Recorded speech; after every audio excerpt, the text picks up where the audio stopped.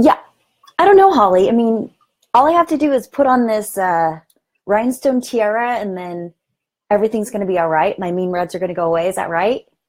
Okay. Oh, let me try it. Oh, hey, everybody. How's it going? Julianne Lichty here with Actors in Action, and I've got my friend Holly Golightly, and today we are going to talk about the mean reds. Okay, so does anybody here have any experience with the mean reds? Holly does. She has lots. Right, Holly? Yeah, that's right.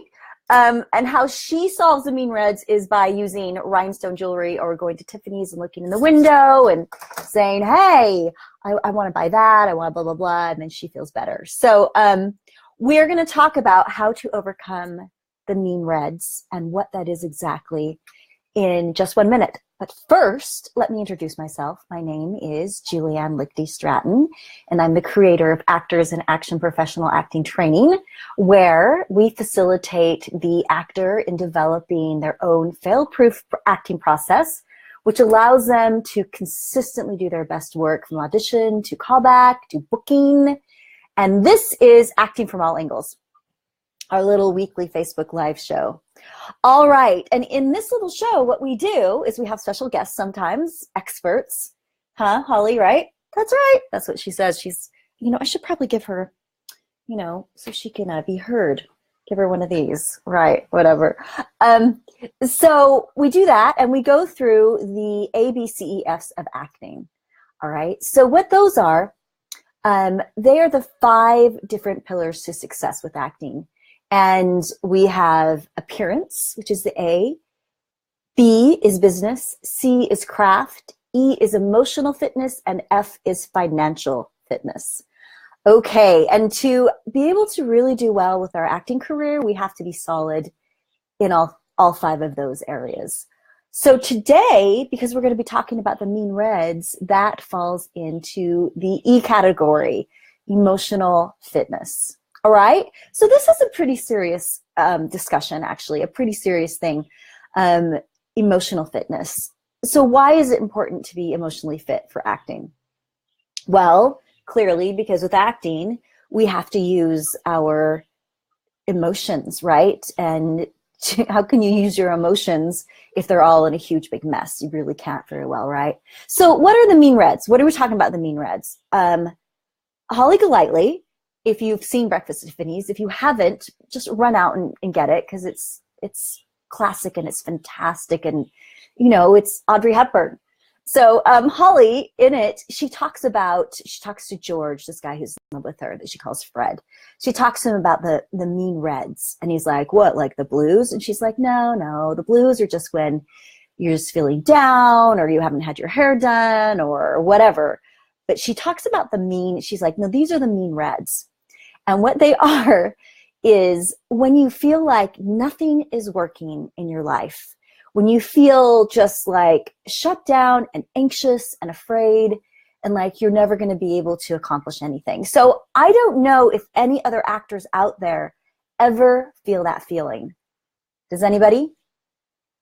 Let's just hear yes, thumbs up for something that, yeah, everybody relates to that. Yeah. So I think it's just the nature of the beast, being human. And then you throw us into this meat grinder called an acting career, and it can really, really get stirred up. So the whole thing with the mean reds is how do we get ourselves to get out of that hole and to be able to move forward with our lives anyway. So the mean reds can happen they can happen whenever, right? But they will often happen if you go to an audition and you feel like you didn't do your best, which is why you should take Actors in Action, because you will have a solid fail-proof acting process, and you won't really have the mean reds so often. But sometimes it can happen other times too, like when you're really pushing through something. Sometimes you've decided that you're going to make the move to LA, or you're going to go get a new agent, or you're going to really take this class and like push through it, or something like that, right? So you have something that you're pushing your boundaries and you're wanting to reach something more. And that is often when people will jump in, or I mean, these feelings will jump into you and just be like, okay, we're stop, we can't do this. This is too scary. And then we fall into the mean reds and we get all scared. And if we give in to them, sometimes it can set us off track for weeks, months, even years sometimes. So here is my secret for this. Let's get into the how of it, all right? I actually have 4 different ways that off the top of my head that you can deal with the mean reds. And we're only going to talk about one of them today because I want to keep these things really succinct and yet in depth. So we don't have time to go into all 4. But this is the best way to beat mean reds. Hold on to your hats because you might go, what?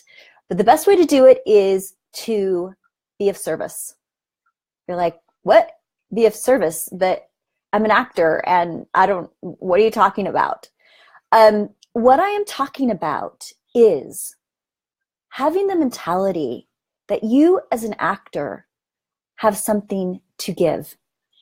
If you start approaching your acting that way, if you start approaching going to auditions, that you have something to give, that you are a problem solver, it's going to switch things around entirely. Think about it. If you're just in your life and you're a little bit down and like maybe you go help a friend do something, you start to feel better, right? Because you're helping somebody, you're being of service to them. It's the same thing for our acting.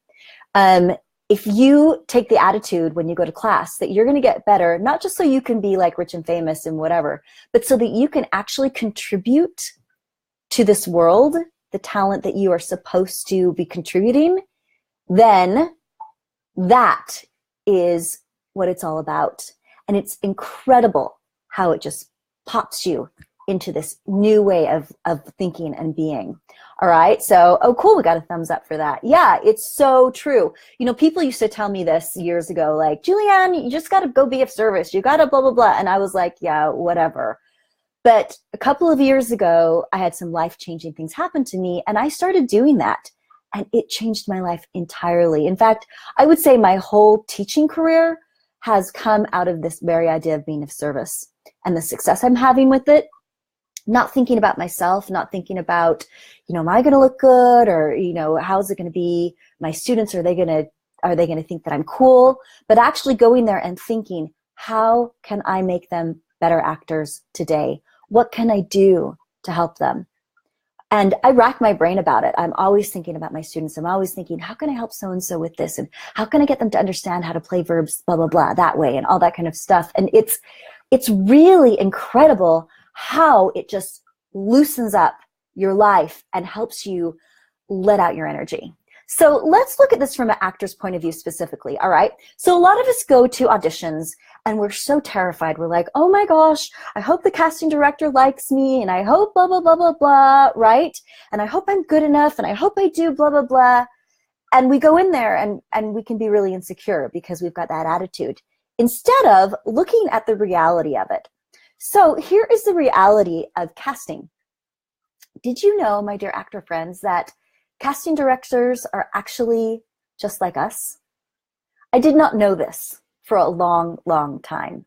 What I mean by that is when a casting director starts out, they have to get clients. They have to get people to hire them so that they can do their work, just like an actor, right?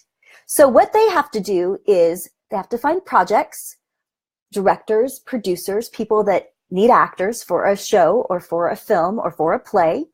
And then they have to go out and bring these actors in. Now, if they bring these actors in and the director and the producer doesn't like them, or they're not to their taste, or they're not any good, or anything like that, do you think that casting director is going to get hired again? No. And their reputation is going to be trashed. It's the same thing with acting, all right? So when you go into an audition, those casting people, those directors, those producers are on your side. They desperately want you to be able to rock the audition. They have a problem. They need a cast, a really good cast. If you go in there and you do an amazing audition, you're going to solve their problem. You're going to make their day. They're going to be thrilled and excited. I know this because I've worked in casting and I have cast people and I have cast things. And I also know because when I've gotten cast, or friends of mine that have gotten cast, they hear from their directors or from their producers, oh, we're so happy to have you on our set. We are so glad you're here. Your audition was so amazing. We're so glad, right? And when I first started hearing stuff like that, I was like, what? Oh, they actually care that I'm here? Oh, wow. They do. Acting, the whole world of it, is like a big machine. All right? And we all have our part in it. There's actors, casting directors, writers, producers, people behind the cameras, distribution. We all are working together. We all have our parts. We all need each other. If we don't have each other, we can't do a film. We can't do a play. We just can't. And we have to understand how important our role is, and therefore how fun it is and how great it's going to be if we can just get out of our ways and allow ourselves out. All right? Okay, so hopefully that's helpful, thinking of it in that way of casting directors. You know, they don't sit there, like, they don't become casting directors so that they can just torture actors. That's not their goal in life. They're like, I think I'll be a casting director because then I can just sit there and like make fun of them. No, their livelihood depends on how well you do in the audition, on you bringing your light, bringing your talent, and allowing it out. It's huge. So start thinking of your acting from that point of view. Start thinking, I have a talent and I need to share it. And what can I do to make it better? What can I do to make myself completely fit to be of service in my career? You know, actors are pretty rare people. There's not a ton of us, really, and artists in general. We have a responsibility. We're the ones with these quirky, cool talents. And some people have other talents, business talents or management or people that can show up to 9 to 5s. That's a talent. That's a talent. We have our own talents. And it's our responsibility to develop them, use them, and share them. And if we do that in a attitude of service, it's going to be even more powerful. Okay, so let's see, what else was I going to say about that? I don't have any links today, really, because I just wanted us to really talk about being of service and who we are as actors.